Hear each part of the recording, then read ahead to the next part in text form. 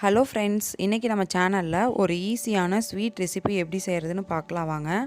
இப்போ நம்ம வீட்டில் பால் திரிஞ்சு போச்சுன்னா அதைய வேஸ்ட் பண்ணாமல் எப்படி யூஸ் பண்ணலாம் அப்படிங்கிறத பார்க்க போகிறோம். அதை நம்ம பன்னீராகவும் செஞ்சுக்கலாம், இல்லை பால்கோவாவும் செய்யலாம். பாருங்கள், பால் திரிஞ்சு போய் நிற்கிது. அதையே நம்ம இன்றைக்கி பால்கோவா செய்ய போகிறோம். அதுக்கு ஃபஸ்ட்டு தண்ணி தனியாக, அதை திரிஞ்சதை தனியாக வடிகட்டி எடுத்துக்கணும். இப்போ ஒரு வடிகட்டி வச்சு அதை நல்லா வடித்து எடுத்துக்கலாம். இப்போ வடிகட்டி வச்சு வடிக்கும்போது நமக்கு தண்ணி ஃபுல்லாக ட்ரெயின் ஆகாது. அதனால் ஒரு கரண்டி வச்சு நல்லா அமுக்கி விட்டுக்கலாம்.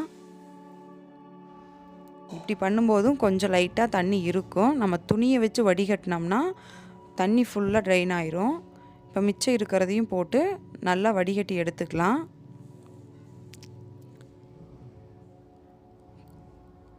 ஃபுல்லாக போட்டாச்சு.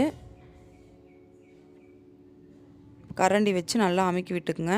தண்ணி ஃபுல்லாக வடிஞ்சிருச்சு. இப்போ நம்ம வடிகட்டி எடுத்ததை தனியாக எடுத்துட்டு அதில் எப்படி பால்கோவா செய்கிறதுன்னு பார்க்க போகிறோம்.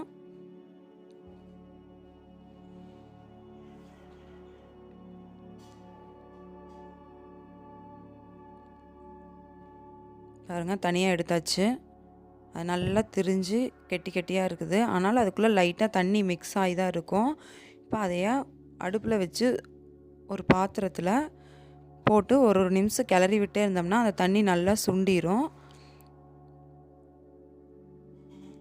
இப்போ இன்னும் கெட்டி கெட்டியாக தான் இருக்குது. இப்போ தண்ணி நல்லா சுண்டிரும். ஒரு 2 நிமிஷம் அதை கிளறி விட்டே இருந்தோம்னா அதில் இப்போ ஒரு 4 ஸ்பூன் சர்க்கரையை ஆட் பண்ணிக்கலாம்.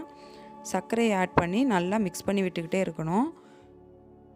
கிளறி விடாமல் இருந்தோம்னா பற்றி போயிடும். அதனால் நல்லா கிளறி விட்டே இருங்க. மீடியம் ஃப்ளேமில் வச்சுக்கோங்க அடுப்பை. கிளறி விட்டே இருந்தோம்னா சர்க்கரை நல்லா மிக்ஸ் ஆகி நமக்கு டேஸ்ட்டாக பால்கோவா மாதிரி நல்லா திரண்டு வந்துடும். ஒரு 2 நிமிஷம் இப்படியே கிளறி விட்டே இருந்தோம்னா பாருங்கள், நமக்கு தனியாக சூப்பராக வந்துருச்சு பால்கோவா. இப்போ அதில் 2 ஸ்பூன் நெய் ஆட் பண்ணிக்கலாம். நெய் ஆட் பண்ணோம்னா இன்னும் டேஸ்ட்டாக இருக்கும். ஆட் பண்ணி நல்லா மிக்ஸ் பண்ணி விட்டுக்கோங்க. லாஸ்ட்டாக கொஞ்சமாக ஏலக்காய் பவுடர் மிக்ஸ் பண்ணிக்கலாம். நல்லா வாசமாக இருக்கும்.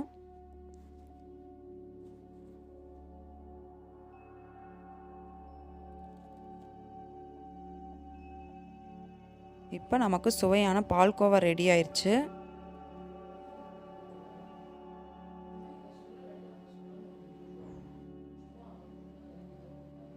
இப்போ இதை தனியாக ஒரு பவுலுக்கு மாற்றிக்கலாம்.